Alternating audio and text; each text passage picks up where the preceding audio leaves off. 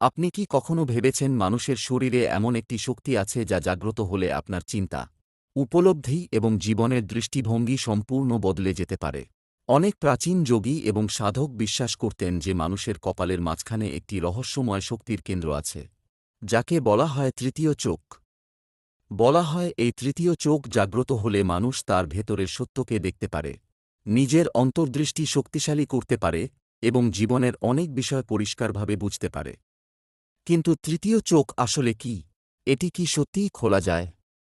আর যদি খোলা যায়, তাহলে এর উপকারিতা কি? আজকের এই ভিডিওতে আমরা তৃতীয় চোখ সম্পর্কে বিস্তারিতভাবে জানব। তৃতীয় চোখ কি? তৃতীয় চোখ হল একটি আধ্যাত্মিক ধারণা যা যোগশাস্ত্র এবং ধ্যানের সঙ্গে গভীরভাবে সম্পর্কিত। যোগশাস্ত্রে বলা হয় মানুষের শরীরে 7টি প্রধান শক্তি কেন্দ্র রয়েছে যাকে চক্র বলা হয়। এই চক্রগুলোর মধ্যে ষষ্ঠ চক্রটি হল আজ্ঞাচক্র, যাকে সাধারণত তৃতীয় চোখ বলা হয়। এটি দুই ভ্রুর মাঝখানে অবস্থিত বলে মনে করা হয়। তৃতীয় চোখকে জ্ঞান, অন্তর্দৃষ্টি এবং সচেতনতার প্রতীক হিসেবে ধরা হয়। যখন মানুষের মন খুব শান্ত এবং মনোযোগী হয়, তখন সে নিজের চিন্তা এবং অনুভূতিকে গভীরভাবে উপলব্ধি করতে পারে। এই অবস্থাকেই অনেক সময় তৃতীয় চোখের জাগরণ বলা হয়। তৃতীয় চোখ কেন গুরুত্বপূর্ণ?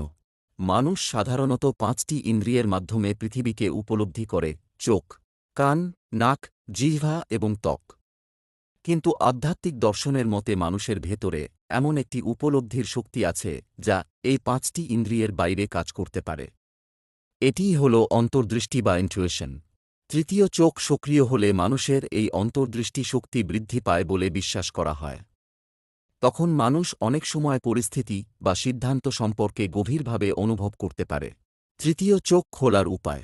তৃতীয় চোখ জাগ্রত করার জন্য সবচেয়ে গুরুত্বপূর্ণ অনুশীলন হল ধ্যান। প্রতিদিন শান্ত জায়গায় বসে চোখ বন্ধ করে দুই ভ্রুর মাঝখানে মনোযোগ রাখলে ধীরে ধীরে মন স্থির হতে শুরু করে। প্রথমে হয়তো মন অনেক দৌড়াবে, কিন্তু নিয়মিত অনুশীলন করলে মন ধীরে ধীরে শান্ত হয়ে যায়। আরেকটি জনপ্রিয় পদ্ধতি হল ত্রাটক ধ্যান। ত্রাটক ধ্যানে একটি প্রদীপের শিখা বা একটি বিন্দুর দিকে স্থিরভাবে তাকিয়ে থাকতে হয়। এতে মনোযোগের শক্তি বৃদ্ধি পায় এবং মন ধীরে ধীরে স্থির হয়ে যায়।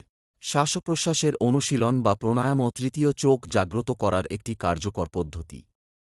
ধীরে ধীরে গভীর শ্বাস নেওয়া এবং ছাড়া মনকে শান্ত করে এবং শরীরের শক্তির প্রবাহকে ভারসাম্যপূর্ণ করে।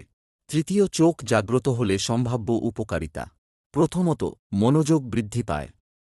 ধ্যান এবং মনোযোগের অনুশীলনের ফলে মানুষের ফোকাস অনেক শক্তিশালী হয়ে ওঠে। দ্বিতীয়ত, অন্তর্দৃষ্টি শক্তি বাড়ে। অনেক সময় মানুষ কোনো পরিস্থিতি সম্পর্কে গভীরভাবে অনুভব করতে পারে এবং সঠিক সিদ্ধান্ত নিতে পারে। তৃতীয়ত, সৃজনশীলতা বৃদ্ধি পায়।